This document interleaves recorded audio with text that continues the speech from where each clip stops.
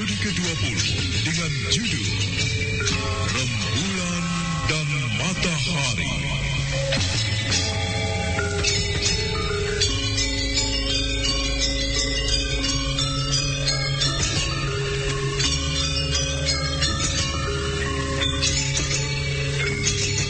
Dalam seri ini dengan para pemain, Herman sebagai pekatik kuda, Endang sebagai emban, Krisni sebagai paracik gading, Elias sebagai lambong, Rifki sebagai sang berwulung, Lili Nur Indastari sebagai Ken Umang, dan Asdi Suhastra, pengantar cerita.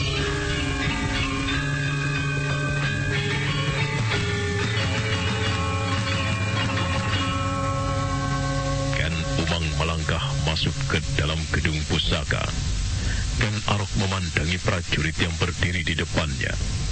Prajurit itu menyembah dan menundukkan kepala. Ken Arok segera menutup pintu. Ken Umang yang perutnya nampak besar itu duduk di atas bangku kayu. Pandangan matanya ditebarkan ke seluruh sudut ruangan. Berjenis-jenis pusaka yang ada diperhatikannya.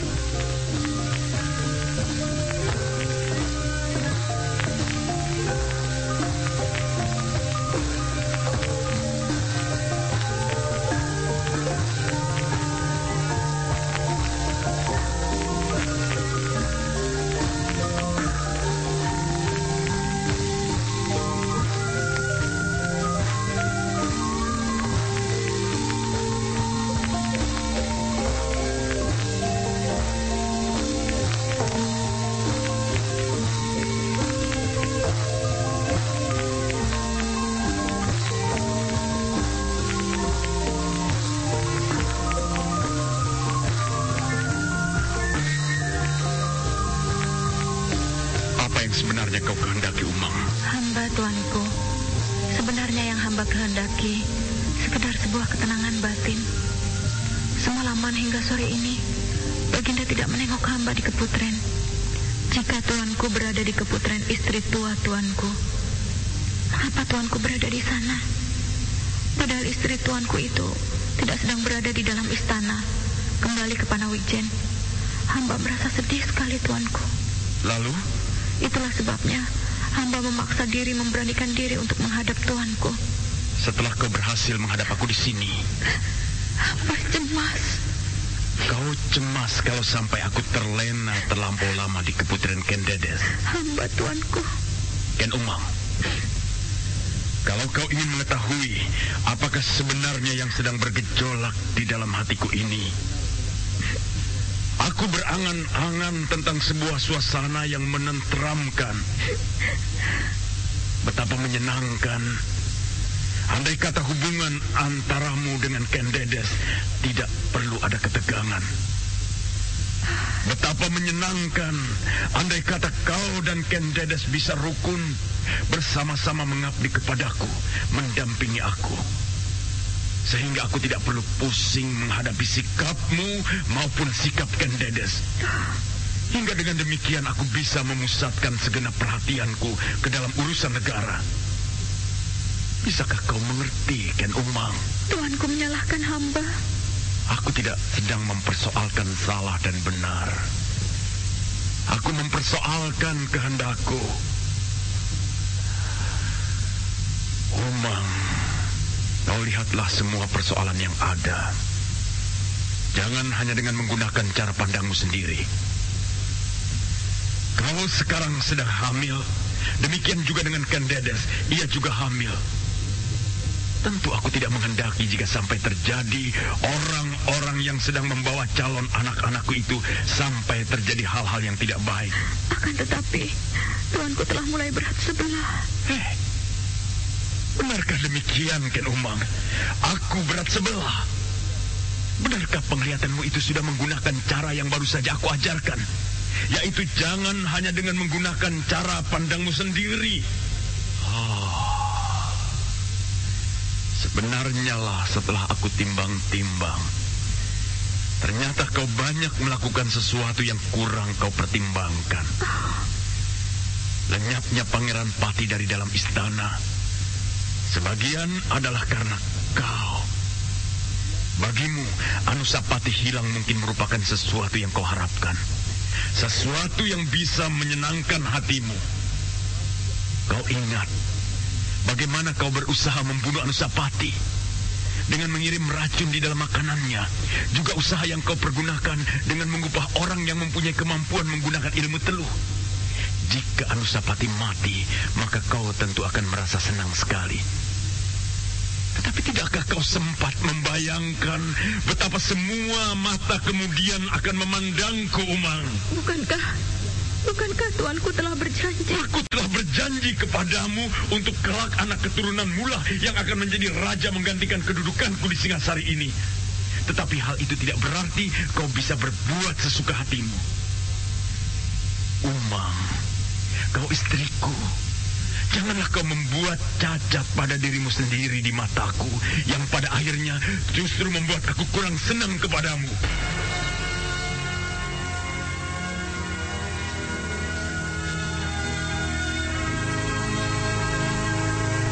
Dan Umang tidak bisa berbicara lagi, kecuali menundukkan kepala.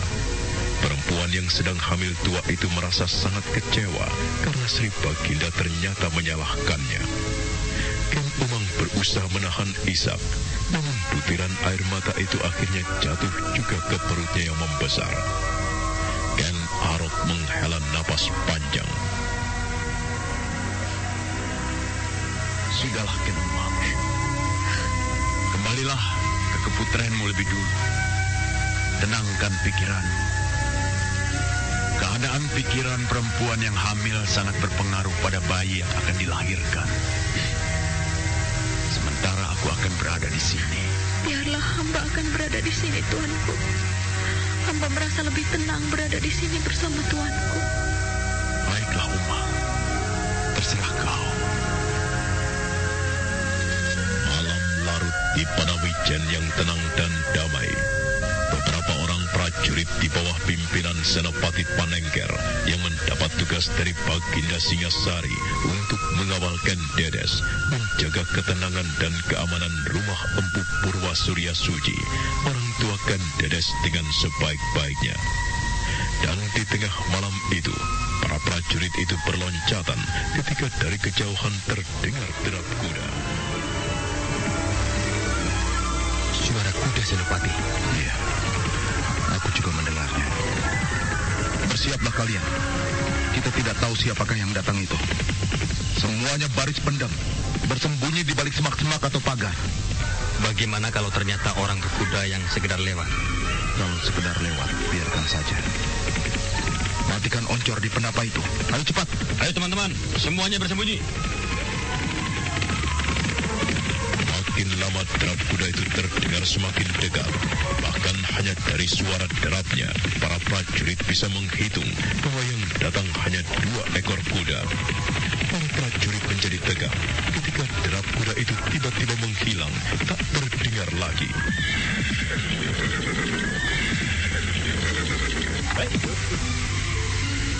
Mereka berhenti. Mencurigakan sekali. Semuanya siap siaga untuk menghadapi kemungkinan apapun.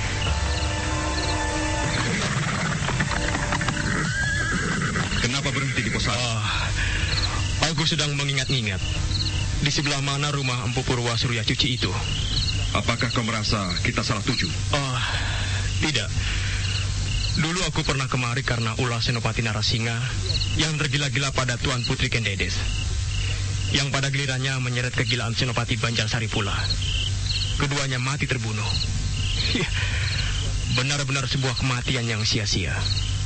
Sebuah kehormatan bagi seorang Senopati gugur di tengah palagan, bukan mati karena perempuan. Dan kematian itu masih merenggut aku, Tunggul Ametung. Benar. Bagaimana? Apakah kita telah melewati jalan yang keliru? Tidak. Ya, sekarang aku sudah ingat. Rumah Empu Purwa Surya Suci itu berada di sebelah... iya, sebelah sana. Ayo.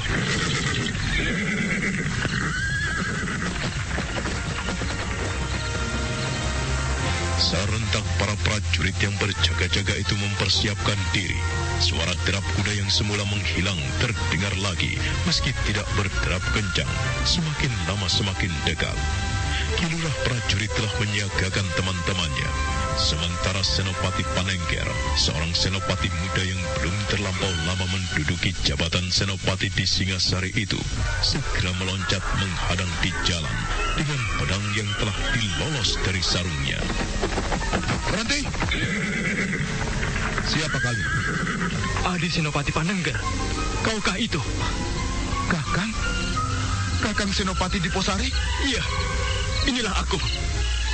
Senopati Panengger yang sudah mengenal Senopati Diposari dengan baik itu terkejut dan gembira.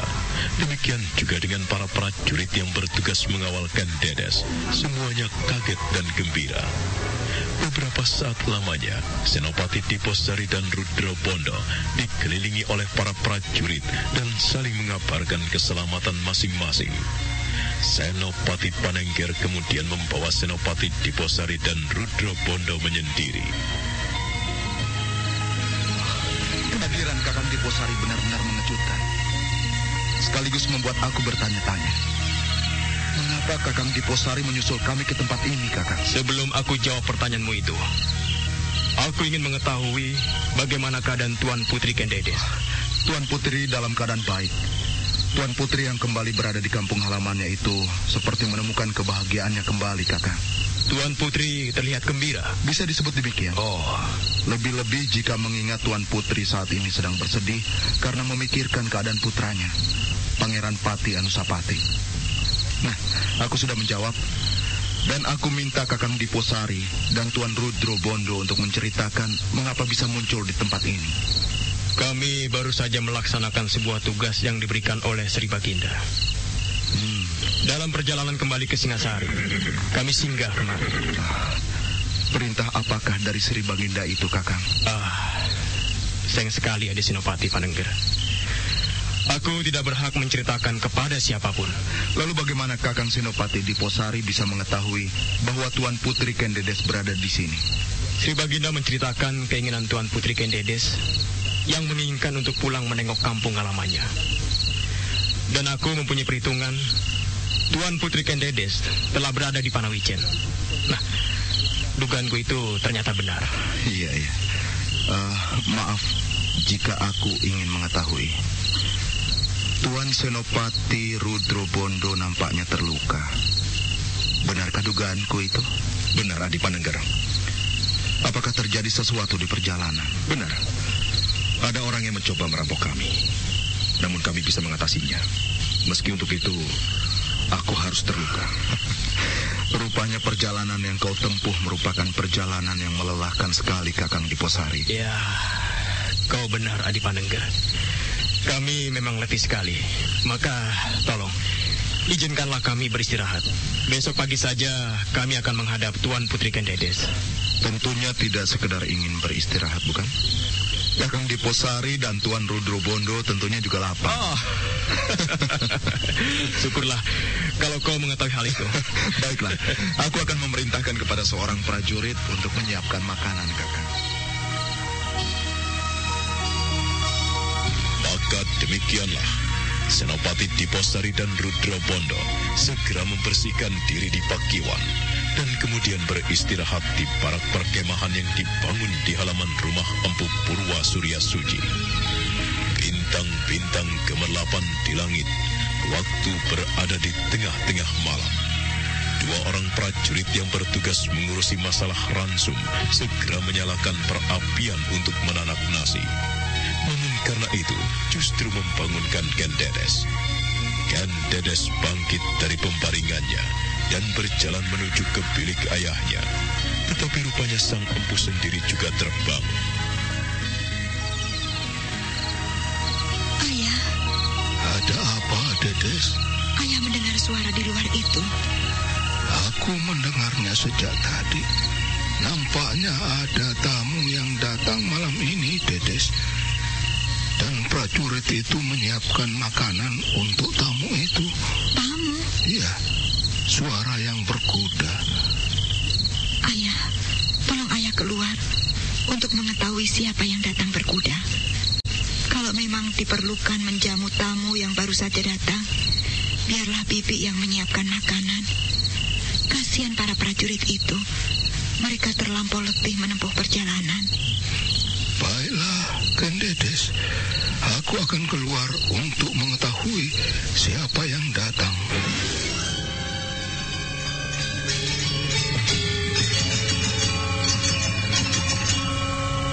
Senopati Panengger memerintahkan kepada beberapa orang prajurit yang bertugas mengurusi ransum untuk menyiapkan makan bagi Senopati Diposari dan Rudrobondo yang baru saja datang. Kesibukan yang terjadi di halaman rumah itu membangunkan Kendedes dan ayahnya Empu Purwa. Empu Purwa segera turun ke halaman. Senopati Panengger bergegas menyongsongnya. Nampaknya ada tamu yang baru saja datang. Benarkah dugaanku itu anak Mas Senopati Panengger? Benar, Empu. Mohon maaf. Barangkali kesibukan para prajurit ransum untuk menyiapkan hidangan mengganggu tidur Empu yang nyenyak. Seharusnya biarlah para abdi di rumah ini yang menyiapkan hidangan anak Mas Senopati. Kami para prajurit sudah terbiasa menghadapi keadaan yang seperti ini, Empu. Tapi siapakah yang datang itu? 2 orang senopati penting di Singasari, Empu.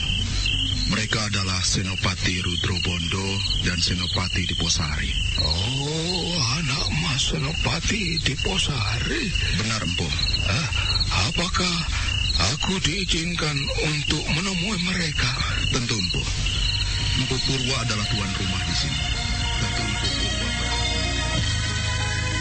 Senopati Diposari bergegas berdiri dan mengangguk hormat. Demikian Empu Purwa berjalan mendekati mereka yang berada di sebuah barak. Rudrobondo yang mengira bahwa lelaki tua itu tentu ayah Kendedes bergegas memberikan penghormatan pula. Benar-benar sebuah anugerah dan karunia yang tiada tara. Padepokan yang terpencil ini kedatangan tamu penting dari Singosari. Aku yang sudah tua ini benar-benar terkejut ketika anak Mas Senopati Panengger menyebut nama anak Mas Diposari dan Senopati Rudrobondo yang hadir di sini. Apa kabar anak Mas? Berkat pangestu Empu Purwa, aku selalu berada dalam keadaan baik. Semoga keselamatan dan karahayon selalu memayungi padepokan ini beserta seluruh isinya. Sebuah doa yang mendamaikan hati. Sugeng Rawu anak Mas Senopati Rudrobondo. Terima kasih, Empu. Mohon maaf. Kehadiran kami berdua di padepokan ini di tengah malam menyibukkan para prajurit yang nampaknya mengganggu tidur Empu yang nyenyak. Oh, tidak mengganggu anak Mas. Justru merupakan anugerah karena anak Mas seorang senopati yang pinunjul di Songasari dan Kediri. Berkenan singgah di padepokan yang sepi dan terpencil ini.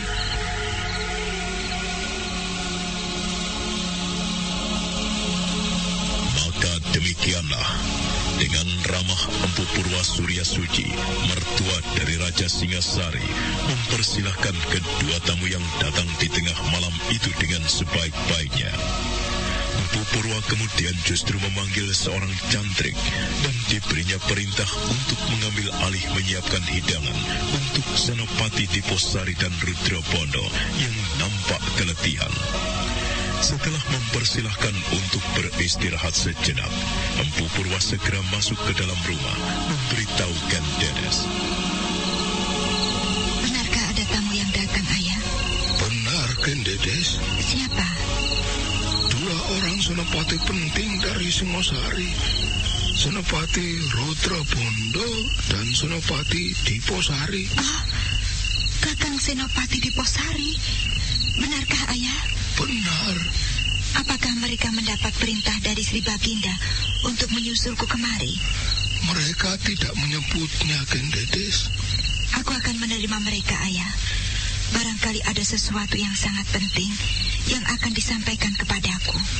Apakah aku yang akan memberitahu mereka bahwa kau akan menerima kehadiran mereka di sini, Kendedes? Jangan ayah yang mempersilahkan. Biarlah Senopati Panengger yang melakukan. Dan ayah, aku minta untuk menemani aku di sini.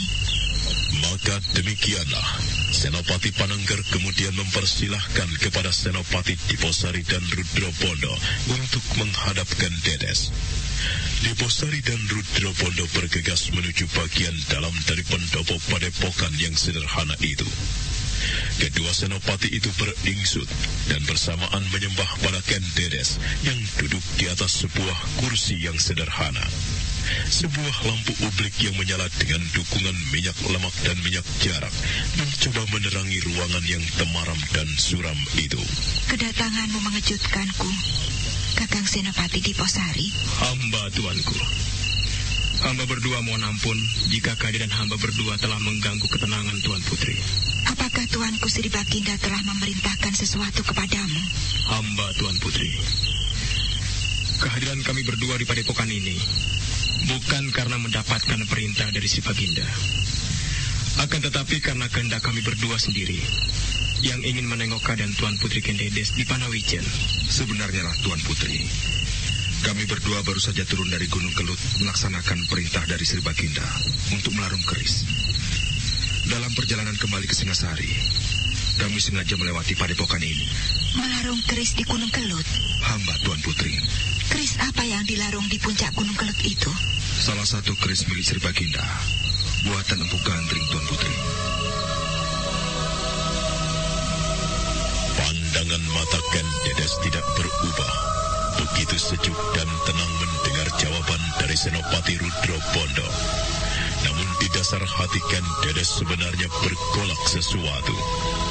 Anak empu dari Panawijen itu teringat pada sebuah peristiwa yang sangat membekas di dalam hatinya. Manakala pada suatu malam, seorang lelaki memasuki bilik pribadinya dengan keris yang digenggamnya. Orang yang berperilaku seperti pencuri itu telah membunuh suaminya, Aku Tunggul Amatung, yang meninggalkan cabang bayi di dalam perutnya. Lelaki yang berbuat jahat dan tega mengorbankan Kebo Ijo itu adalah Ken Arok. Dan keris yang dipergunakan untuk membunuh adalah keris Empu Gandring. Baginda memerintahkan kepada Kakang Senopati berdua untuk melarung keris Empu Gandring. Benar, Tuan Putri. Bukankah keris itu adalah keris yang dipergunakan oleh Kebo Ijo untuk membunuh suamiku, Aku Tunggul Amatung? Benarkah demikian, Kakang Diposari? Hamba, Tuan Putri. Dugaan Tuan Putri benar. Dan apakah Kakang berdua telah melaksanakan tugas itu dengan baik? Kami berdua telah melarungnya, Tuan Putri. Bagus.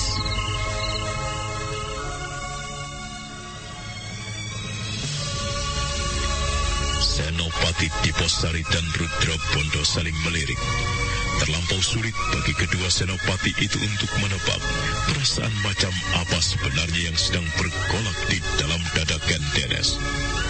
Perempuan dari Panawijen yang berwajah cantik itu melemparkan pandangan matanya menuju ke kegelapan malam. Sedangkan ayahandanya, Empu Purwa Surya Suci, memilih diam, tidak ikut membicarakan apapun. Pertanyaan Ken Dedes berikutnya adalah sebuah pertanyaan yang tidak terduga-duga. Bagaimana dengan anakku? Hamba, Tuan Putri. Berilah aku pendapat. Bagaimana dengan anakku Anusapati? Pendapat apakah? Atau pendapat bagian mana yang Tuan Putri kendaki dari hamba? Aku seperti orang gila memikirkannya. Aku merasakan kepalaku akan pecah karena memikirkan anakku Anusapati. Mengapa bocah itu? Ia masih bayi. Ia tidak tahu apa-apa. Harus mengalami perilaku seperti itu, Kakang Diposari. Ampun, Putri. Mohon Tuan Putri jangan terlampau sedih.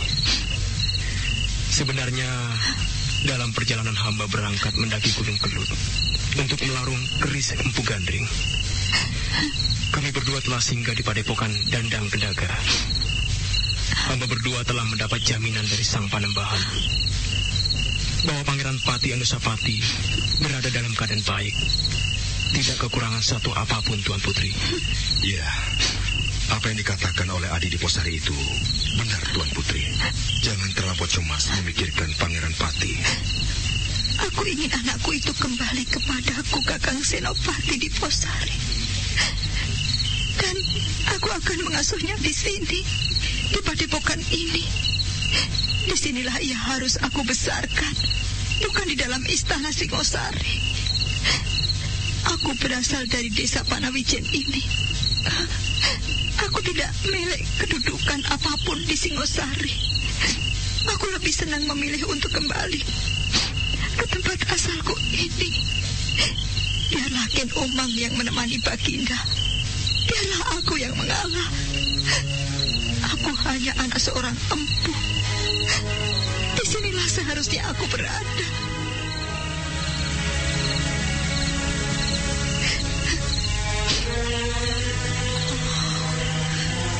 Anusapati, anakku. Sudahlah, Kendedes. Jangan terlampau sedih. Anakmu tidak apa-apa.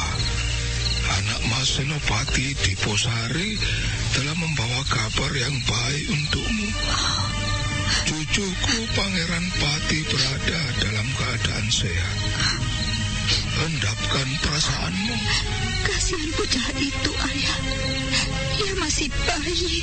Iya, Ayah bisa mengerti perasaanmu. Akan tetapi, janganlah kau terlampau larut terbawa oleh arus perasaan. Terimalah apa yang terjadi itu dengan ikhlas. Hati tenang dan tentram. Aku ikhlas, Ayah. Biarlah aku kembali jadi orang biasa. Biarlah Anusapati cukup mendapat sebutan sebagai Anusapati, bukan Pangeran Pati. Biarlah ia hidup dan dibesarkan di sini, Ayah. Anusapati tidak membutuhkan istana. Anakku tidak menghendaki kedudukan Pangeran Pati. Jangan paksa aku membawanya kembali ke Singosari. Biarlah kami berada di sini.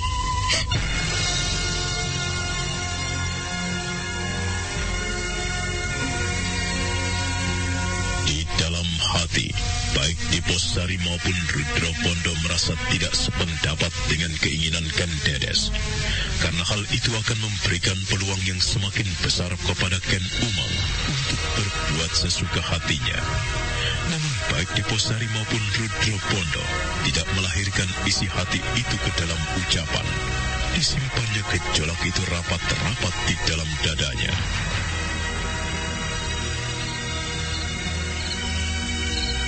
Adi Senopati Panengger, Bagaimana, Kakang? perintah apakah yang kau dapatkan dari Sri Baginda dalam mengawal perjalanan Tuan Putri Ken Dedes ke Panawijen ini? Aku mendapatkan perintah untuk mengawalnya, menjaga keselamatannya. Jangan sampai mendapat gangguan di dalam perjalanan. Hanya itukah perintah yang kau terima dari Sri Baginda? Adakah perintah yang lain? Apakah perintah itu termasuk pula mengawal Tuan Putri kembali dengan selamat pula ke Singasari? Tentu, Kakak. Bagaimana kalau Tuan Putri Ken Dedes itu tidak mau kembali? Tuan Putri Ken Dedes tidak mau kembali? Iya. Tuan Putri merasa di tanah kelahirannya inilah beliau mendapatkan ketenangan hati. Tuan Putri Ken Dedes memilih untuk tinggal di padepokan ini, tidak mau kembali ke istana. Benar. Bagaimana pendapatmu?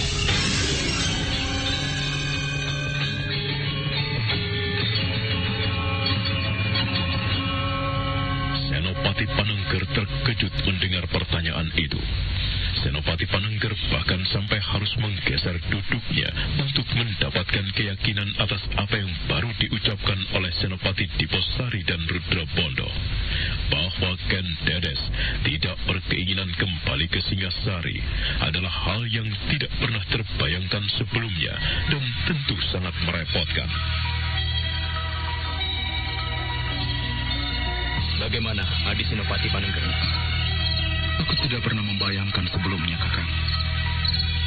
Tentu saja, jika Tuan Putri berkeinginan seperti itu, akan merepotkan sekali. Baginda tentu akan marah kepadaku. Lalu, apakah yang akan kau lakukan jika kau menghadapi keadaan yang seperti itu? Tentu sangat tidak bijak kalau kau memaksa Tuan Putri untuk menuruti kehendakmu. Wah, merepotkan sekali, Kakang. Yang mungkin kita lakukan adalah dengan membantu Tuan Putri mengendapkan hatinya. Menyarankan kepada Tuan Putri untuk mau mempertimbangkan lebih jauh lagi. Sebenarnya, yang kita saksikan tak lebih adalah sebuah persoalan keluarga. Tetapi karena keluarga itu menyangkut Sri Baginda, Raja Singasari, maka semua orang bagai ikut terlibat karenanya. Iya, benar. Jika Tuan Putri Kendedes tidak bersedia kembali ke Singasari, maka keadaan akan semakin kacau. Ken Umang akan berbuat seenaknya. Yang mungkin akan beranggapan bahwa istri raja hanya ia seorang.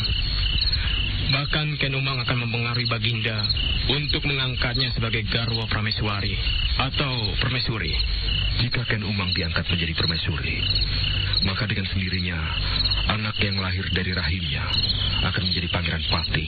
Dengan demikian jelas, keinginan Tuan Putri Kendedes yang tidak ingin kembali ke Singasari itu harus dicegah. Bahkan bagaimanapun caranya, Anusapati harus mendapatkan kembali haknya sebagai Pangeran Pati. Kita semua berkewajiban untuk membantu meletakkan hal itu pada tempat dan keadaan yang seharusnya. Ya, benar.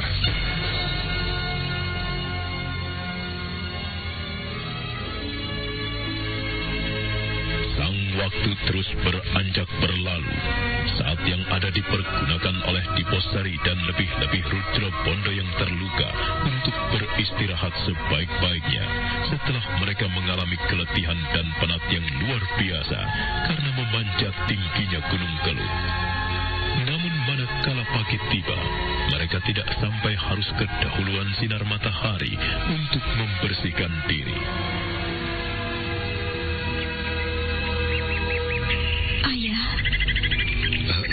Bagaimana, Kendedes? Aku tidak bisa menahan lagi keinginanku, Ayah. Aku ingin segera berangkat menengok anakku pagi ini juga. Apakah tidak sebaiknya keinginan itu kau tunda, Kendedes? Tidak, Ayah.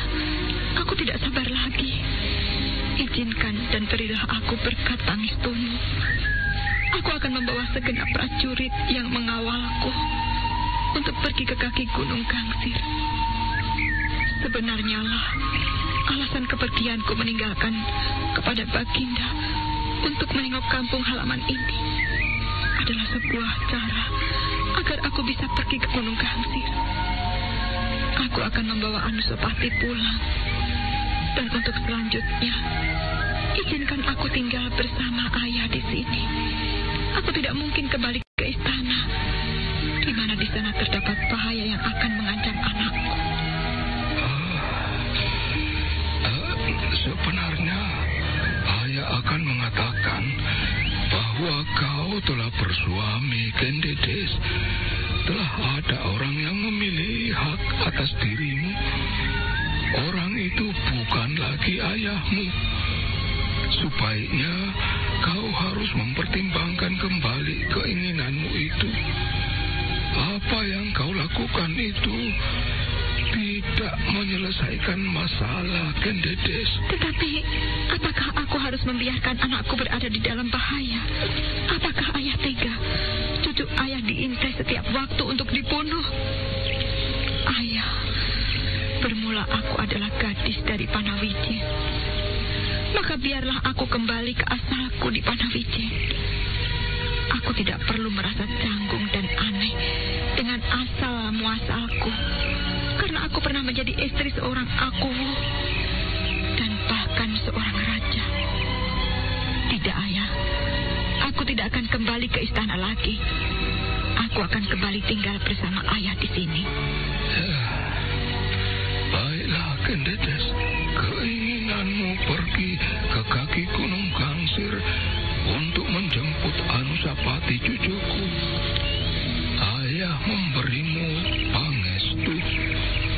Akan tetapi, untuk keinginanmu kembali berada di Panawijen, Kau harus membicarakannya lebih dulu dengan Sri Baginda. Ayahmu tidak mau menjadi tudingan kesalahan. Senopati Panengger. Hamba Tuan Putri. Apakah kau merasa keberatan jika aku memintamu untuk bersama-sama kita melanjutkan perjalanan menuju ke kaki Gunung Gangsir? Hamba Tuan Putri. Hamba bersama segenap para prajurit siap untuk mengawal Tuan Putri kemanapun, serta untuk menerima perintah apapun. Baiklah, Senopati. Pagi ini, aku berkeinginan untuk melanjutkan perjalanan ke kaki Gunung Gangsir. Konon kabar yang aku terima, anakku sekarang berada di sana, di dalam asuhan seorang panembahan yang baik hati. Bagaimana? Kami semua akan mengawal Tuan Putri. Terima kasih.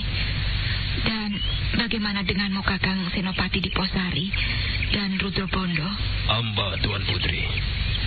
Hamba sangat sependapat jika Tuan Putri memutuskan untuk pergi ke kaki Gunung Gangsir, menengok putra Tuan Putri yang berada di sana. Namun, hamba berdua mohon maaf, karena harus segera kembali ke Singasari melaporkan tugas hamba kepada si Baginda. Dengan demikian, tidak bisa ikut mengantar dan mengawal hingga sampai ke Padepokan Dandang Kandaga. Tidak apa, Kakang Senopati Diposari. Aku memaklumi hal itu. Kakang memang seharusnya lebih mementingkan tugas dari Baginda.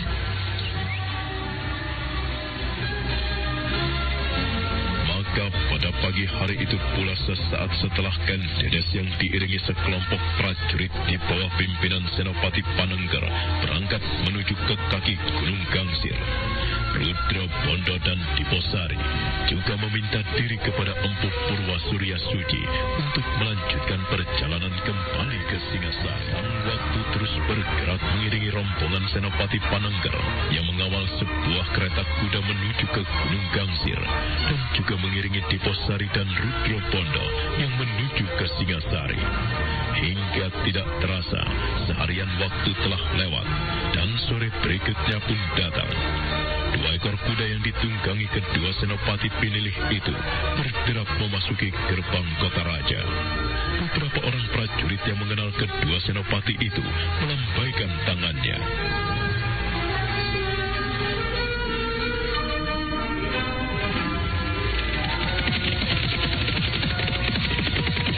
Apakah kita akan langsung ke istana? Aku merasa penasaran. Ingin segera membuktikan apakah keris itu benar-benar seperti yang dikatakan oleh Paman Putut Gajah Wengker kembali pada pemiliknya. Tetapi sebaiknya kita singgah dulu ke rumah. Kita memerlukan membersihkan diri dan berganti pakaian. Iya. Kau telah kembali Senopati Diposari. Hamba mengaturkan sembah tuanku. Aku terima sembahmu. Hamba juga mengaturkan sembah Tuanku. Aku terima Rudro Bondo.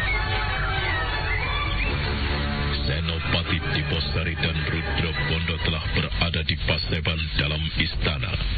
Baginda yang menerima laporan kehadiran kedua senopati itu segera menerimanya.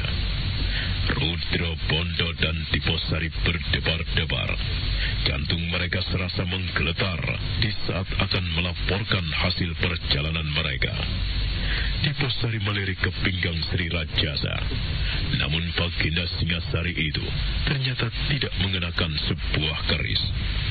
Benarkah kau baru saja datang Diposari dan Rudro Bondo? Hamba tuanku. Di saat hari menjelang sore, hamba memasuki gerbang tapal batas kota Raja Singasari. Kami berdua memerlukan singgah di rumah untuk membersihkan diri. Bagaimana dengan tugasmu? Hamba tuanku. Hamba berdua dengan Kakang Senopati Rudro Bondo telah berusaha sebaik-baiknya untuk melaksanakan tugas tuanku. Namun, di luar kemampuan hamba jika terjadi sesuatu yang aneh pada keris itu. Kami berdua berhasil memanjat sampai puncak Gunung Kelut. Namun keris itu lenyap tiada bekasnya ketika hamba lemparkan ke dalam kawah.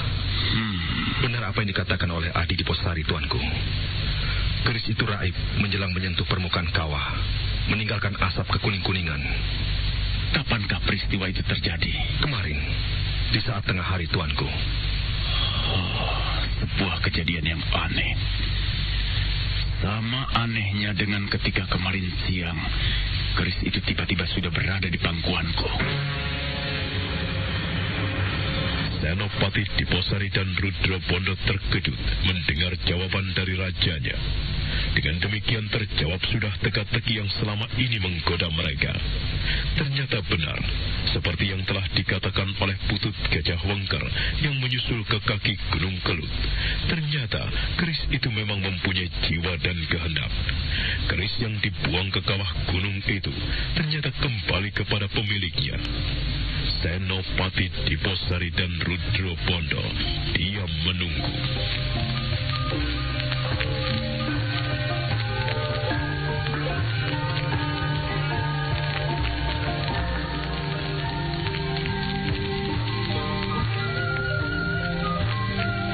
Apa yang kau alami itu kau rasakan sebagai suatu hal yang aneh. Demikian juga denganku. Aku terkejut ketika keris itu tiba-tiba telah berada di pangkuanku. Namun dari semua keanehan itu, nampaknya hanya ada sebuah jawaban, yaitu keris itu tidak mau dilarung. Keris itu memilih kembali kepadaku. Hamba tuanku, semula hamba memang menduga demikian. Keyakinan itu kini menjadi jelas setelah tuanku sendiri yang mengatakan.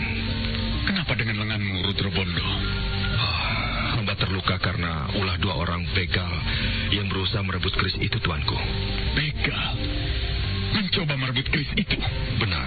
Dan itulah yang hamba rasakan aneh, tuanku. Karena ada orang yang bisa mengetahui kami membawa sebuah keris yang dahsyat yang akan kami larung ke kawah Gunung Kelut. Aku tidak merasa menceritakan hal itu kepada siapapun. Namun pada kenyataannya, kami memang telah dihadang oleh dua orang begal, tuanku. Mereka bernama Lambong dan Samberwulung. Lambong dan Samberwulung? Benar, tuanku. Oh, bukankah kau yang sudah menangkap keduanya dan kemudian mengirimkannya kemari? Kami? Iya. Bukankah kau telah melumpuhkan mereka dan kemudian kau meminta bantuan seseorang untuk membawa dua tawanan itu kemari?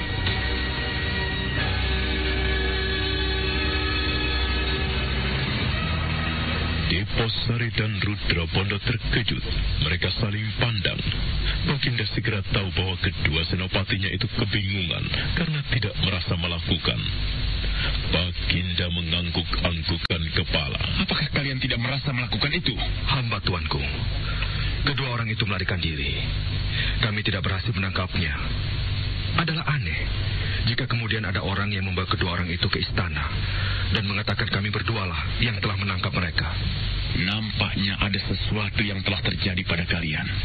Coba ceritakan. Hamba tuanku, di dalam perjalanan kami berdua dicegat oleh perampok. Kami berhasil mengatasi perampok itu. Lalu muncul Lambong dan Samberwulung yang langsung membunuh mereka dengan alasan karena tidak telaten. Kedua orang itu berilmu sangat tinggi, tuanku. Hamba berdua mengalami kesulitan untuk mengalahkan mereka. Hingga kemudian hamba terpaksa mencabut keris Empu Gandring. Lalu hamba bagaikan kesurupan. Pengaruh keris itu sedemikian dahsyatnya mencengkram diri hamba. Hamba merasa kemampuan kanuragan hamba menjadi berlipat-lipat. Hingga kemudian kedua orang itu kewalahan dan melarikan diri.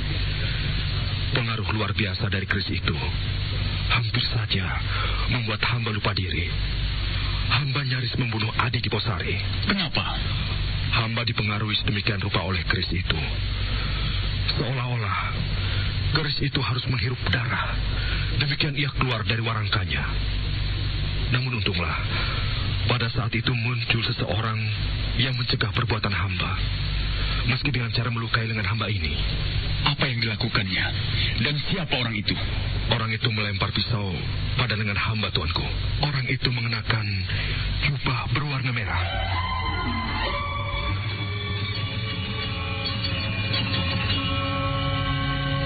Dada Ken Arok berdesir mendengar jawaban Senopati Rudra Bondo.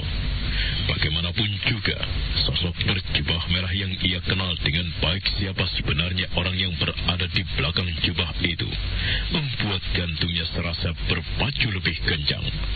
Ken Arok mengangguk-angguk, sementara Diposari merasa cemas andai kata Rudra Bondo menceritakan kesinggahannya di kaki Gunung Gamsir. Orang berjubah merah itu yang mencegahmu melakukan pembunuhan atas Diposari. Benar, tuanku. Kalau begitu begitu, kita semua bisa menebaknya. Siapa orang yang berhasil menangkap orang yang bernama Lambong dan Samberwulung itu, yang kemudian mengirimkan kemari dan mengaku seolah kau berdua yang melakukan. Nah, Diposari, siapakah kira-kira pelakunya? Orang berjubah merah itu, tuanku. Iya, orang itu yang melakukannya. Sayang aku tidak tangkap atas apa yang terjadi. Kenapa, tuan? Lambong dan Samberwulung itu telah mati. Mereka mati? Benar. Mereka mati bunuh diri di penjara. Akan tetapi, tuanku, benarkah mereka mati bunuh diri, tuanku? Apakah kau mempunyai dugaan lain? Barangkali ia mati karena dibunuh. Lalu siapa orang yang melakukannya? Menurutmu siapa? Tentu orang yang berada di belakangnya, tuanku. Orang yang memerintahkan untuk mencegat hamba berdua. Orang itu juga mengetahui perintah yang tuanku berikan kepada hamba untuk melarung keris itu di kawah kelut. Jangan kau menduga macam-macam, Diposari. Kau kira aku yang melakukannya? Kau pikir apa keuntunganku jika aku melakukan itu? Ampun, tuanku. Tentu hamba tidak menduga bahwa tuanku lah orangnya yang telah melakukan itu. Sebenarnya lah, tuanku. Kami berdua mempunyai sebuah dugaan yang mengarah. Siapa? Lambong dan Samberwulung itu menyebut-nyebut sebuah nama.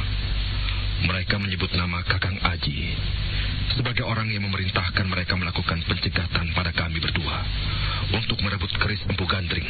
Lalu siapa yang disebut sebagai Kakang Aji itu? Bagaimana jika orang itu adalah Kiai Paraji Gading, tamu dari Tuan Putri Kenumang? Paraji Gading? Hamba mempunyai dugaan. Mungkin Tuan Putri Baginda menceritakan tugas yang kami emban itu kepada Tuan Putri Kenumang. Dan dengan demikian, ada kemungkinan pula Tuan Putri Kenumang menceritakan kembali kepada Kiai Paraji Gading. Dan orang itulah yang kemudian memerintahkan kepada orang-orangnya, yaitu Lambong dan Samberwulung untuk mencegat hamba.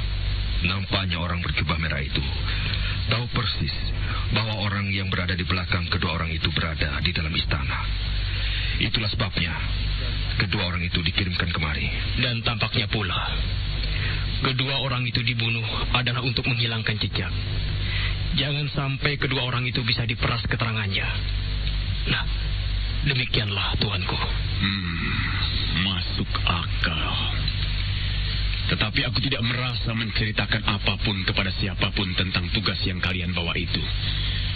Juga kepada Ken Umang. Tetapi entahlah, barangkali aku lupa. Namun demikian aku akan menelusurinya. Sebab bagaimanapun juga usaha pencegatan atas kalian dan lebih-lebih usaha untuk merebut keris Empu Gandring itu dari tangan kalian, itu sama halnya dengan melecehkan aku, Raja Singasari. Hamba, tuanku. Orang itu masih berada di dalam istana. Namun untuk sementara aku tidak akan memanggilnya. Aku akan memerintahkan untuk selalu mengawasi orang itu. Juga mohon dipertimbangkan, tuanku. Orang yang bernama Paraji Gading itu menguasai sebuah ilmu yang langka, yang hanya orang tertentu saja yang menguasainya. Ilmu yang membuat orang bisa menghilang. Panglimunan. Iya, aku tahu itu. Paraji Gading bisa menguasai ilmu itu karena ia berasal dari perguruan Pesanggaran. Sebuah perguruan yang belum lama ini dilanda kemelut sengketa. Seorang murid dari perguruan itu yang bernama Kamaswara juga mampu melakukannya. Dia bisa menghilang. Bukankah kau mengenalnya, Diposari? Hamba, tuanku. Hamba mengenal pemuda itu. Seorang pemuda yang luar biasa, yang pada waktu itu membantu aku Tunggul Ametung untuk meredakan perbuatan perampok yang meresahkan. Perampok budiman yang membagi-bagikan hasil rampokannya. Perampok yang mengaku bernama Boga Sampir, yang setiap perbuatannya selalu meninggalkan ciri-ciri yang gampang untuk diingat. Berkuda putih dan berjubah putih.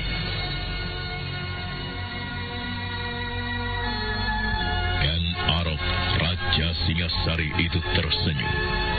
Ken Arok tahu bahwa orang yang dimaksud sebagai perampok itu adalah dirinya sendiri. Demikian juga dengan Rudro Bondo. Senopati Kediri itu masih ingat betapa Ken Arok juga pernah mengguncang Kediri dengan ulahnya dan membuat perang Kertajaya. Perampok berkuda putih dan berjubah putih untuk beberapa saat lamanya telah membuat pening Kertajaya. Maka demikianlah pembicaraan antara Diposari, Rudra Bondo dan Ken Arok terus berlangsung. Namun dengan pintarnya, Diposari dan Rudra Bondo tidak menyebut kunjungannya kepada Pokan Dandang Kandaga. Sementara sang waktu terus beranjak lewat.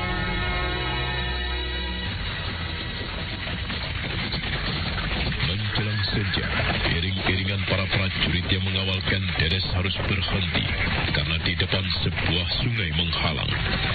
Bagi para prajurit berkuda, itu bukan merupakan masalah untuk menyeberanginya. Tetapi tidak demikian dengan kereta yang ditumpangi oleh Ken Dedes. Jika kuda penariknya menjadi liar, maka justru akan membahayakan penumpangnya.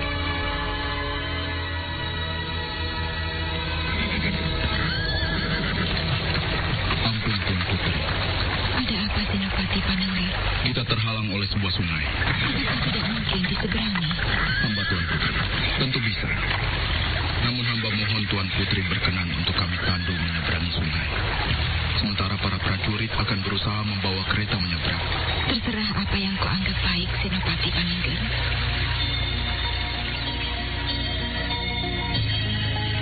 Maka demikianlah, untuk menjaga-jaga sampai terjadi sesuatu yang tidak diharapkan karena kemungkinan kuda yang liar karena derasnya air, maka Ken Dedes terpaksa ditandu oleh 4 orang prajurit menuju ke seberang.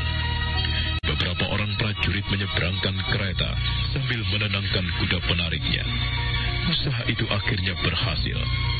Namun langit di sebelah barat telah membayang senja. Masih jauhkah perjalanan ini, Senopati? Hamba Tuan Putri. Tengah malam kita baru akan sampai di padepokan itu. Apakah tidak sebaiknya kita beristirahat? Kasihan para prajurit. Seharian kita berjalan tanpa beristirahat. Jika Tuan Putri mengizinkan, hamba akan memerintahkan kepada para prajurit untuk beristirahat dan membangun perkemahan di sini. Aku tidak keberatan, Senopati.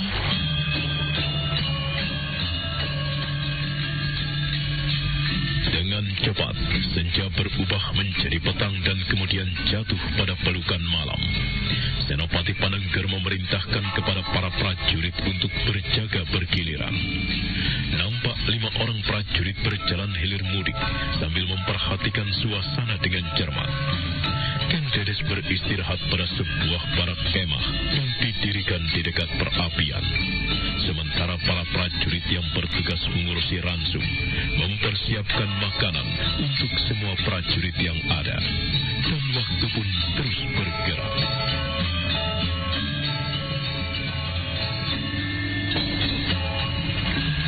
Apa yang kau perhatikan, prajurit? Langit, Kilurah. Kenapa dengan langit? Mendung tebal. Jika hujan turun, bukankah perkemahan Tuan Putri Ken Dedes itu tidak memadai? Dengan mudah air akan menerobos ke dalam kemah. Apakah tidak sebaiknya sebelum hujan itu terjadi, segera diambil tindakan langkah pengaman, Kilurah? Kau benar, prajurit. Satu hal lagi, aku mencurigai sungai ini. Sungai? Mengapa kau curigai? Iya, sungai di lereng gunung. Ada kalanya melahirkan hal-hal yang tidak terduga. Banjir bandang misalnya. Dulu, sebelum aku menjadi prajurit, barangkali aku menyaksikan sungai yang mengamuk ketika hujan yang besar dan deras tiba. Mengapa pendapatmu itu tidak kau sampaikan sedari tadi? Tadi belum mendung, Kilurah. Iya. Apakah dengan demikian berarti kita harus memindahkan kemah Tuan Putri Ken Dedes itu? Itu salah satu kemungkinan, Kilurah. Baiklah. Aku akan sampaikan pendapatmu itu kepada Senopati Panengger. Senopati itu nantinya yang akan mengambil keputusan atas apa yang harus kita lakukan. Prajurit berpangkat lurah itu bermaksud beranjak berdiri ketika seorang prajurit mendatanginya dengan membawa seorang lelaki yang tidak dikenalnya. Siapa orang itu? Orang ini mengaku bernama Ki Pandewikan, Ki Lurah. Memaksa untuk bertemu dengan Senopati. Apa yang diinginkannya? Silakan Ki Lurah menanyainya. Namamu? Namaku Pandewikan, Ki Lurah. Namamu menunjukkan kalau kau mumpuni dalam bidang pembuatan senjata. Ada keperluan apa kau menemui kami di sini? Tahukah kau siapakah kami? Saya tahu, Tuan Singasari yang nampaknya sedang mengawal seorang perempuan. Lalu apa maksudmu? Saya tidak bermaksud jelek, Tuan. Saya justru ingin mengingatkan Tuan bahwa tempat ini berbahaya untuk berkemah. Bahaya apa? Jika bahaya itu berasal dari segerombolan perampok, tentu itu bukan masalah bagi Tuan semuanya. Karena dengan mudah Tuan-Tuan akan mengatasi serangan perampok, berapapun jumlahnya, atau bagaimanapun ganasnya. Tuan-Tuan, saat ini langit sedang mendung, dan hujan akan segera turun. Jika air ini meluap, air tiba-tiba turun, tidak terduga dari arah hulu. Meski Tuan semuanya adalah prajurit Pinocchio, maka Tuan akan terlambat menyadari apa yang terjadi.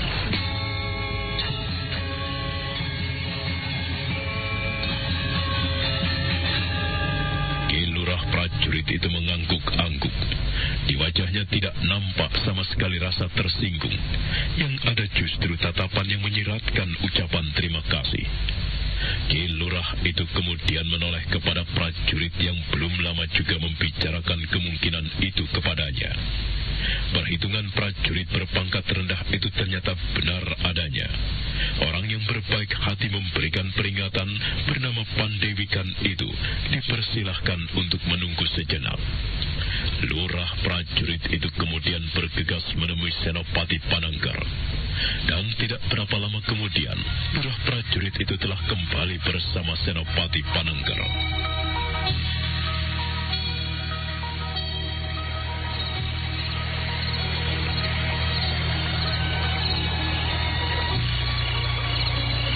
Aku telah mendengar saranmu dari lurah prajurit.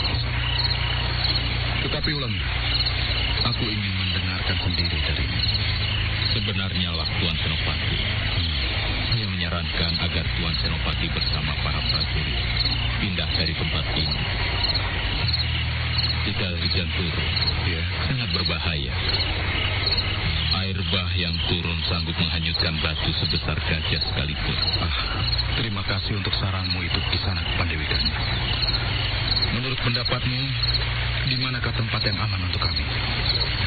Atau mungkin kau memiliki sebuah rumah di sekitar tempat ini, Ki Pandi? Kalau kau tidak keberatan, kami hanya akan menitipkan junjungan kami itu untuk berteduh. Sedangkan kami para prajurit, Kisanak tidak perlu memikirkan. Kewajiban saya atas sesama adalah untuk saling menolong. Mari, di balik bukit itulah saya tinggal.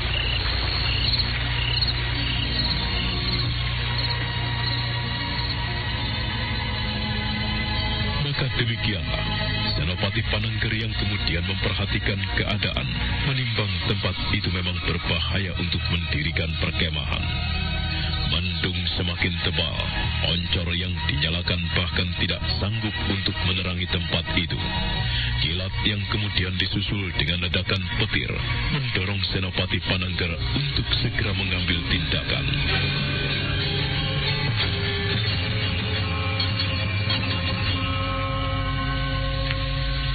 Maka Senopati Pananggar yang kemudian memperhatikan keadaan akhirnya memang menimbang tempat itu berbahaya untuk mendirikan perkemahan.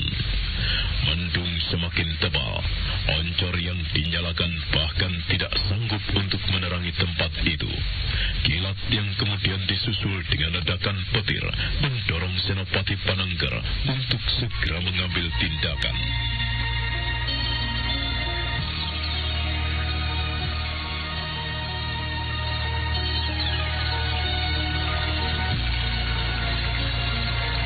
Hamba mohon ampun, Tuan Putri. Ada apa, Senopati Pananggar? Hamba ternyata telah salah memperhitungkan keadaan, Tuan Putri. Di luar mendung tebal, mungkin hujan akan segera turun, dan di sungai ini ternyata berbahaya. Karena mungkin timbul air bah yang tidak terduga-duga. Lalu, bagaimana? Seorang penduduk yang berbaik hati telah mengingatkan kami atas kemungkinan bahaya itu dan mengizinkan permintaan hamba untuk bertemu. Mari, hamba persilahkan Tuan Putri untuk naik ke atas tanduk. Beberapa prajurit prajurit dan hamba sendiri akan mendahului membawa Tuan Putri ke tempat itu. Prajurit yang lain akan mengemasi perkemahan serta bawaan yang lain. Baik.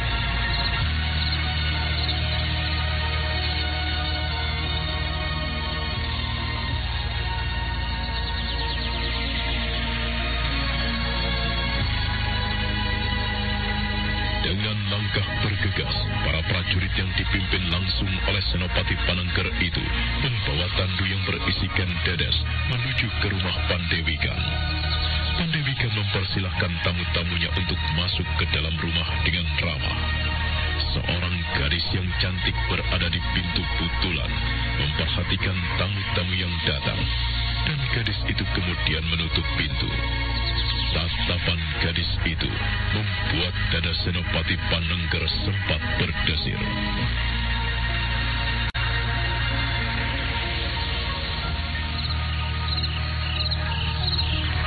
Maafkanlah kami, Kisana Senopati. Seperti inilah keadaan rumah kami.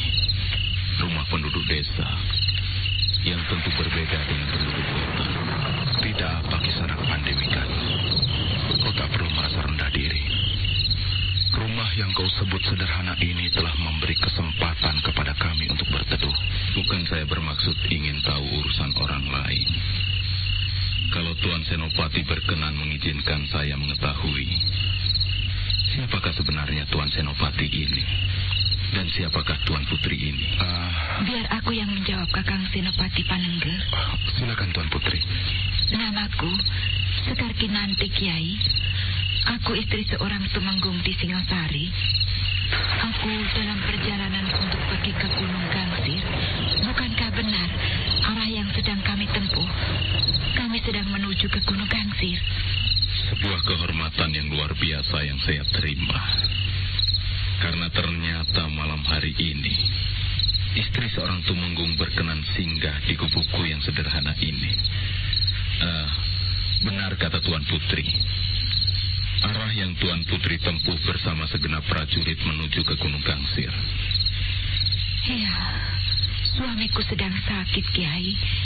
Dan aku bermaksud meminta bantuan sang panembahan di Gunung Gangsir itu untuk menyembuhkan sakit yang diderita oleh suamiku. Memang saya pernah mendengar di kaki Gunung Gangsir terdapat sebuah padepokan yang dihuni oleh seorang panembahan yang pandai oleh berbagai hal. Kalau boleh saya mengetahui, sakit apakah sebenarnya yang sedang diderita oleh suami Tuan Putri ini? Panas, Kiai. Suamiku menderita sakit panas dan sering mengigau. Kadang-kadang tubuhnya menjadi dingin sekali. Saya ikut berdoa. Semoga perjalanan Tuan Putri untuk meminta senjata penyembuh kepada sang panembahan itu bisa terwujud. Silakan Tuan Putri beristirahat. Dan izinkanlah saya dan anak gadis saya untuk mempersiapkan jamuan bagi Tuan Putri dan segenap prajurit, meskipun sederhana. Tidak usah, Kiai. Itu terlalu merepotkan. Para prajurit sudah membawa perbekalan. Biarlah para prajurit melakukannya sendiri. Bahwa Kiai telah mengizinkan kepada kami untuk menumpang bermalam saat ini merupakan pertolongan yang tidak ternilai. Saya mengucapkan terima kasih. Saya tidak merasa melakukan sesuatu yang luar biasa untuk Tuan Putri. Sudah menjadi kewajiban bagi sesama untuk saling menolong. Dan meskipun para prajurit telah membawa perbekalan, izinkanlah anak saya untuk menyiapkan hidangan bagi Tuan Putri.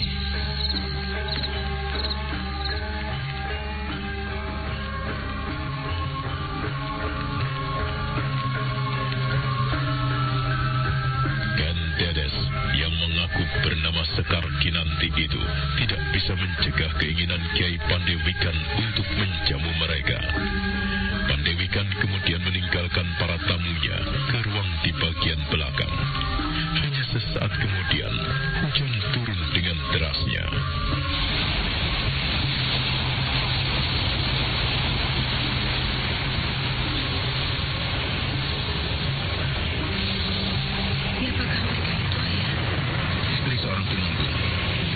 Bermaksud pergi ke padepokan Dandang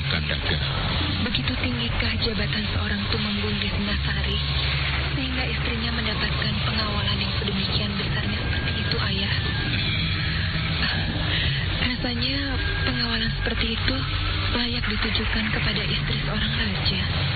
Waro Prihatin, jabatan Tumenggung adalah jabatan yang cukup tinggi, anakku. Apakah yang harus aku lakukan, Ayah? Kita adalah tuan rumah yang baik, Prihatin. Kita harus menjamu mereka dengan sebaik-baiknya, sekuat kemampuan kita. Baik, Ayah.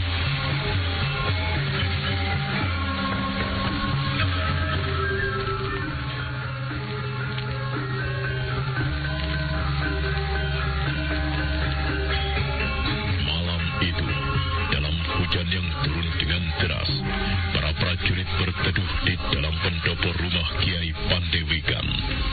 Pendopo itu ternyata cukup mampu menampung para prajurit. Beberapa lembar tikar mereka gelar, namun ternyata hidangan yang disediakan oleh tuan rumah bukanlah sekedar untuk Ken Dedes yang menggunakan nama Sekar Kinanti, tetapi juga untuk segenap prajurit yang mengiringinya. Dan manakala sang waktu terus berlalu, hujan yang turun itu akhirnya mereda. Dan di sebuah bilik sederhana yang disediakan untuknya, Ken Dedes mencoba untuk beristirahat. Namun sementara itu, lurah prajurit nampak penasaran.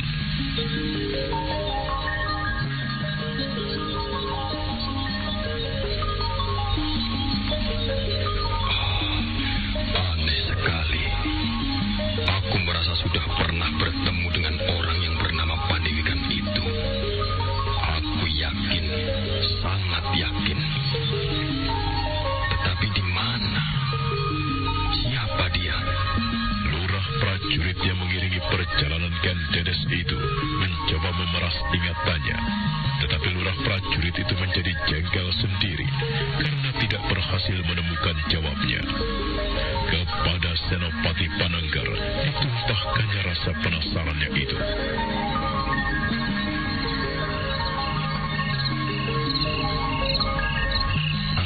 Kau nampak gelisah, Ki Lurah. Ada apa? Ada sesuatu yang mengganjal pikiranku, Senopati. Apa itu? Aku merasa pernah bertemu dengan orang itu, Kiai Pandewikan. Aku yakin. Tetapi aku lupa entah di mana aku bertemu dengannya. Betul begitu? Benar, Senopati. Mungkin di Singasari. Aku sudah mencoba mengingatnya. Ternyata tidak. Orang itu tidak tinggal di dalam kota Raja Singasari. Aneh sekali. Siapa sebenarnya dia? Barangkali hanya kemiripan belaka, Ki Lurah. Tidak, Senopati. Aku yakin sekali. Aku pernah bertemu dengan orang itu. Orang itu mempunyai ciri-ciri khusus yang gampang diingat. Bentuk alisnya, ya, serta caranya menatap orang.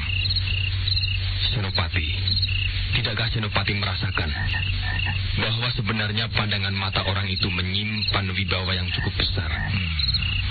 Iya, aku rasakan juga itu. Nampaknya ia bukan penduduk pedesaan dalam arti yang sebenarnya. Ki Lurah, iya, kau lihat juga anak gadisnya? Iya, anaknya cantik. Nama gadis putri Kiai Pandewikan itu Waro Prihatin. Prihatin sudah jelas artinya. Barangkali nama itu memang diberikan karena keadaannya prihatin. Bukankah menurut penilaianmu gadis itu cukup cantik? Iya, cantik dan tidak pemalu. Biasanya gadis desa, betapapun cantiknya, tentu seorang pemalu. Namun prihatin itu tidak merasa canggung menyediakan hidangan.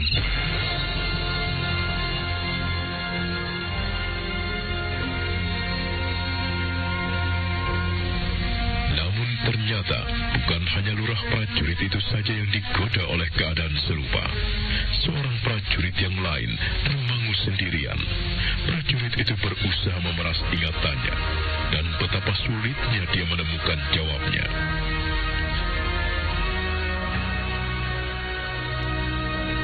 Prihatin. Benar-benar aku merasa yakin pernah bertemu dengan gadis itu. Di mana ya? Gila, aku benar-benar mengalami kesulitan untuk mengingatnya. Di mana aku pernah bertemu dengan gadis itu ya? Sang waktu terus bergerak merampati malam. pusatnya dan kemudian melewati saat dini serta mendekati saat datangnya fajar pagi. Prajurit yang berusaha mengingat-ingat di mana dia pernah bertemu dengan gadis bernama Prihatin itu tiba-tiba terlonjak. Dia terbangun.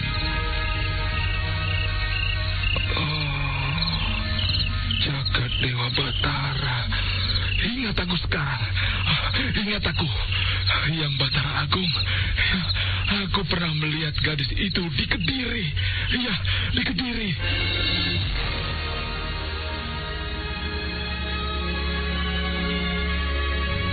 Saat fajar pagi berikutnya kemudian tiba, prajurit yang telah merasa menemukan jawab dari teka-teki yang menggodanya itu menyimpannya rapat-rapat di dalam hati. Namun demikian kegelisahannya mempuncak. Dia menjadi tidak tenang dan merasa serba salah. Dan ketika cahaya fajar kemudian menyeruak, semua prajurit yang ada merasa heran karena ternyata di dekat rumah itu terdapat sebuah candi kecil. Candi kecil yang dibangun menandai sebuah makam. Para prajurit yang merasa penasaran menanyakan langsung kepada tuan rumah. Maaf Kisanak, kenapa Ki Lurah menilik wujudnya? Candi kecil itu dibangun belum terlampau lama. Benarkah dugaanku itu? Benar Ki Lurah. Siapakah yang telah membangun candi itu? Aku sendiri. Nampaknya candi yang kau bangun itu bukan candi sebagai sarana pemujaan, tetapi menandai makam. Benarkah demikian? Aku sangat mencintai istriku. Demikian pula dengan Woro Prihatin, anak gadisku itu sangat menyayangi ibunya. Itulah sebabnya. Demikian ibunya pergi untuk selamanya karena sakit yang datangnya mendadak. Kami membangun candi itu. Bukan main. Meski Kisanak tinggal di tempat yang terpencil seperti ini, namun Kisanak Pandewikan rupanya memiliki pengetahuan yang luas. Terbukti Kisanak mampu membangun candi yang sesuai dengan keperluan dan tujuannya. Sebenarnya ada yang aneh. Apakah yang aneh itu, Ki Lurah? Semalaman aku merasa penasaran memikirkan. Aku merasa pernah bertemu dengan Kisanak. Wajah Kisanak begitu lekat di ingatanku. Bentuk alis serta cara Kisanak dalam memandang membuatku yakin bahwa aku pernah bertemu dengan Kisanak Pandewikan. Tetapi aku tidak berhasil mengingatnya. Di manakah kita pernah bertemu? Aku merasa bertemu dengan Ki Lurah baru kali ini. Apakah betul begitu? Iya. Ki Lurah prajurit itu masih merasa penasaran, namun dia tidak memaksa Ki Pandewikan untuk membuka jati dirinya. Sementara para prajurit yang semula penasaran melihat candi itu mereda setelah mendapatkan cerita bahwa candi kecil itu dibangun oleh Ki Pandewikan untuk menandai rasa cintanya kepada istrinya yang telah tiada. Namun seorang prajurit yang telah menemukan jawaban siapa sebenarnya Woro Prihatin menjadi semakin gelisah. Apalagi manakala saat sarapan pagi, gadis itu mempersilahkan semua prajurit untuk makan dengan ramahnya. Gila. Aku bisa gila menghadapi kenyataan ini. Yang Batara Agung. Prajurit rendahannya mengetahui jati diri sebenarnya dari gadis bernama Woro Prihatin itu menjadi semakin gelisah, menyebabkan makanan yang telah berada di depannya tidak disentuhnya sama sekali. Nafsu makannya hilang entah kemana. Senopati Panenggar memandang Woro Prihatin dengan seksama. Semakin dipandang, Senopati itu melihat kenyataan gadis itu semakin cantik saja. Betapa cantiknya gadis itu. Meski ia gadis dari sebuah tempat yang terpencil seperti ini, akan tetapi ia mempunyai kecantikan yang tidak kalah dari umumnya gadis-gadis Singasari atau Kediri yang pada umumnya sudah pintar ngadi salira. Kulitnya halus dan ia tidak canggung melayani para prajurit. Gila, mengapa tiba-tiba aku berpikir yang aneh-aneh? Tidak biasanya aku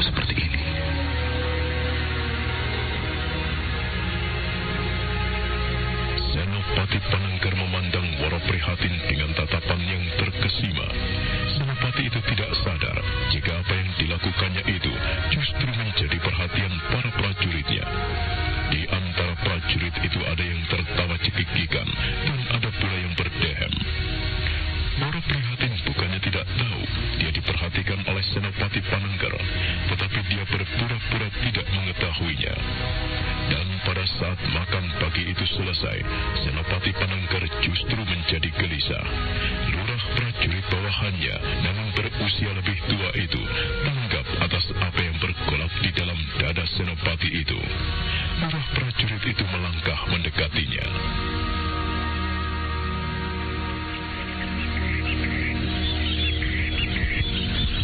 Bagaimana pendapatmu mengenai tempat ini, Ki Lurah? Sebuah tempat yang menyenangkan, Senopati. Siapa yang menyangka di tempat yang terpencil seperti ini tumbuh sekuntum bunga yang mekar dan cantik, membuat enggan meninggalkan tempat ini. Siapa yang enggan? Senopati sedang kasmaran? Apakah aku kelihatan sedang memendam rasa seperti yang kau sebutkan itu, Ki Lurah?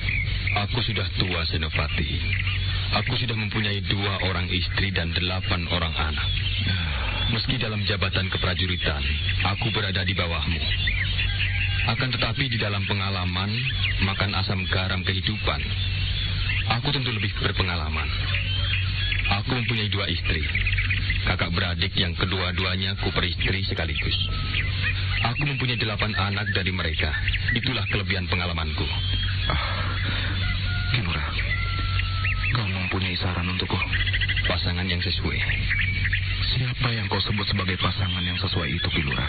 Gadis yang bernama Woro Prihatin itu cantik sekali. Kalau didandani tentu akan menjelma menjadi gadis yang kecantikannya tidak kalah dengan para gadis dari kota raja.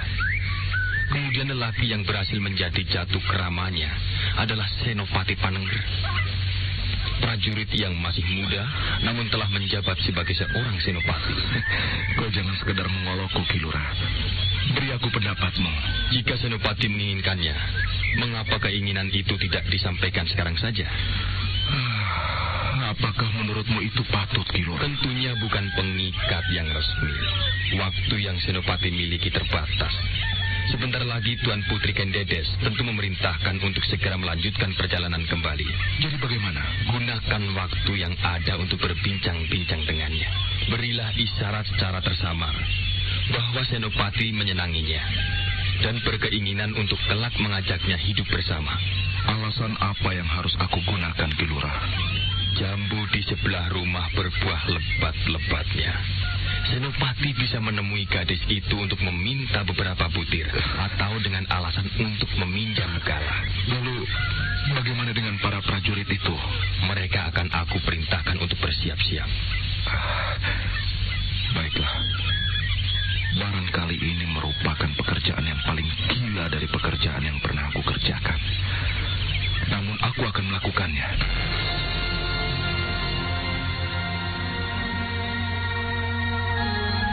Demikianlah, di saat Kendedes mempergunakan waktu yang ada untuk membersihkan diri di pakiwan atau sumur. Saat itulah dipergunakan oleh Senopati Panengger dengan sebaik-baiknya. Dia menggunakan alasan sebagaimana yang diajarkan oleh lurah prajurit bawahannya, yaitu meminta buah jambu dan meminjam galah.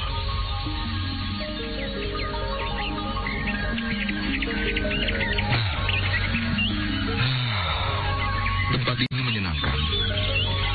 Suasana yang tenang dan damai, tentram dan tidak banyak masalah. Itulah nampaknya yang menyebabkan Adi Woro Prihatin betah tinggal di sini. Benarkah, Adi? Benar, Tuan. Tetapi apakah Adi sudah membayangkan sampai di suatu hari entah kapan Adi akan tetap tinggal di sini? Maksud Tuan? Pertanyaanku sudah jelas, Adi. Apakah Adi sudah membayangkan sampai tua akan tinggal di sini? Tentu tidak, Tuan. Sampai saat suamiku akan memboyongku dari sini. Jadi Adi sudah bersuami? Belum. calon suami? Juga belum. Oh. Maaf Tuan, izinkan saya meninggalkan Tuan. Saya harus melanjutkan pekerjaan saya di dapur. Tunggu dulu, Adi. Aku ingin membicarakan sesuatu. Sesuatu apakah yang akan Tuan bicarakan? Senopati Panengger nampak ragu-ragu. Sesaat Senopati yang masih muda itu terlihat kebingungan dan mengalami kesulitan untuk mengutarakan isi hatinya. Tetapi Woro Prihatin masih dengan sabar menunggu. Adi Prihatin. Bagaimana Tuan? Mungkin kau akan merasakan sebagai suatu hal yang janggal dan aneh. Bahkan aku sendiri yang akan mengutarakan isi hatiku ini juga merasakan janggal dan aneh. Kita baru saja berkenalan.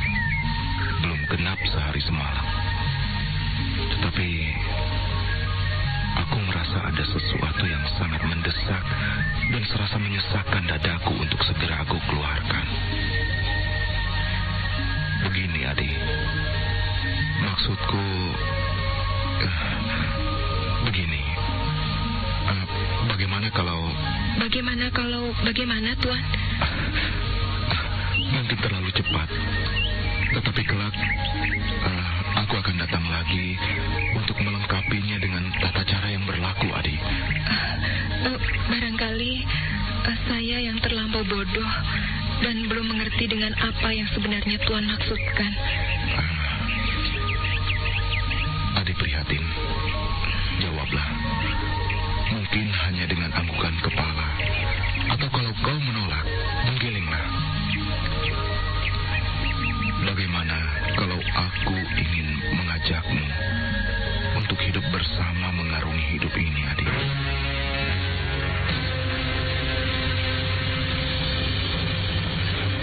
Gadis itu serentak berubah rona wajahnya. Woro Prihatin kemudian menundukkan kepalanya. Senopati Panengger yang kemudian merasa canggung dan malah bingung. Lebih-lebih karena Woro Prihatin ternyata belum menjawab pertanyaan itu, baik dengan ucapan ataupun anggukan dan gelengan kepala.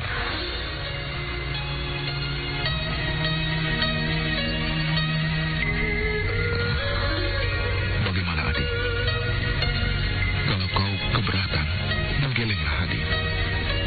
Kalau kau bersedia, mengangguklah. Aku berjanji, Adi. Jika kau bersedia, kelak di kemudian hari aku tentu akan datang lagi ke tempat ini untuk meminangmu dengan tata cara yang berlaku. Tuan. Bagaimana? Apa yang Tuan katakan itu, hamba menganggap Tuan belum mempertimbangkan matang-matang. Saya tidak bisa menjawab sekarang, Tuan. Saya tentu membutuhkan waktu untuk menimbang apakah saya akan menerima atau menolak ajakan Tuan. Lebih jauh dari itu, saya mempunyai orang tua. Tentu saya harus meminta pendapat ayah saya. Iya. Silakan Tuan datang lagi di lain waktu. Di saat itu, barangkali saya sudah menyiapkan jawabannya. Antara menolak dan menerima. Mohon Tuan tidak tersinggung. Andai kata kelak ternyata saya keberatan atas ajakan Tuan itu. Pun sebaliknya, apabila ternyata saya tidak keberatan, saya berharap Tuan bukanlah lelaki yang mempunyai kegemaran mempermainkan wanita. Tentu, Adi Prihatin. Tentu. Bagaimana Senopati? Sudah diungkapkan isi hati yang bergetar kepada gadis itu? Sudah, Ki Lurah. Lalu? Ternyata benar seperti yang kau duga. Prihatin meminta waktu untuk merenungkan ajakan itu, serta memintaku untuk datang lagi ke tempat ini di lain kali, Ki Lurah. Kalau begitu, apalagi yang perlu dikhawatirkan? Aku masih dihadapkan oleh dua kemungkinan, Ki Lurah, yaitu diterima atau ditolak. Dan untuk dua kemungkinan itu, aku siap menerimanya dengan lapang. Meskipun untuk kemungkinan yang pahit, ditolak. Ada apa, prajurit? Tuan Putri Kendedes memanggil Tuan. Baik.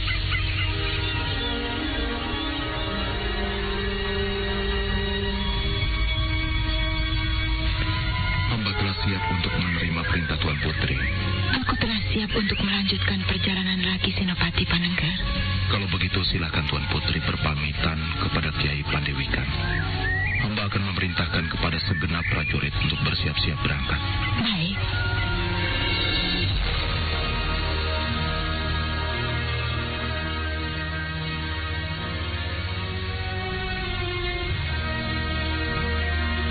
Maka demikianlah Ken Dedes yang menggunakan nama samaran Sekar Kinanti itu berpamitan kepada Ki Pandewikan dan anak gadisnya.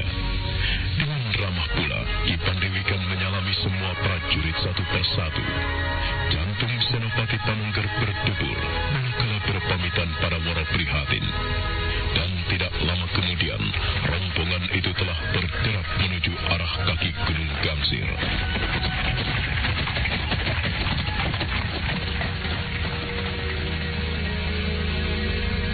Akhirnya rombongan berkuda itu telah lenyap dari pandangan mata, meninggalkan jejak-jejak becek di jalanan oleh hujan yang turun dengan derasnya semalam. Woro Prihatin yang berdiri di sebelah kiri ayahnya menghela napas panjang.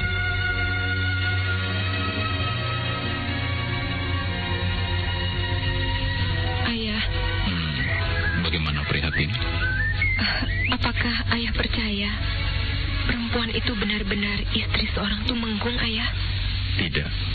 Oh, lalu? Kau sendiri bagaimana? Apakah kau percaya perempuan itu istri seorang tumenggung? Pertama-tamanya tidak, ayah. Tapi akhirnya saya tahu perempuan itulah yang bernama Ken Dedes, istri Bagida Singasari. Bagaimana kau mengetahuinya, Prihatin? Saya menanyai seorang prajurit, ayah. Prajurit itu ternyata mau menjawab dengan terus terang. Perempuan cantik itu ternyata istri Ken Arok. Perempuan itu cantik sekali, ayah. Sayang. Kenapa? Saya seperti melihat mendung di wajahnya. Prihatin memandang ke arah timur, arah yang ditempuh oleh rombongan prajurit berkuda dari Singasari yang mengawal Ken Dedes. Sekilas rombongan berkuda itu nampak melintasi tepian sebuah lembah. Ingatan Woro Prihatin kemudian tertuju pada sebuah kejadian di Kediri. Kejadian yang tidak mungkin dilupakannya seumur hidupnya. Woro Prihatin membayangkan wajah seorang lelaki yang pernah melecehkannya. Lelaki itu adalah Ken Arok.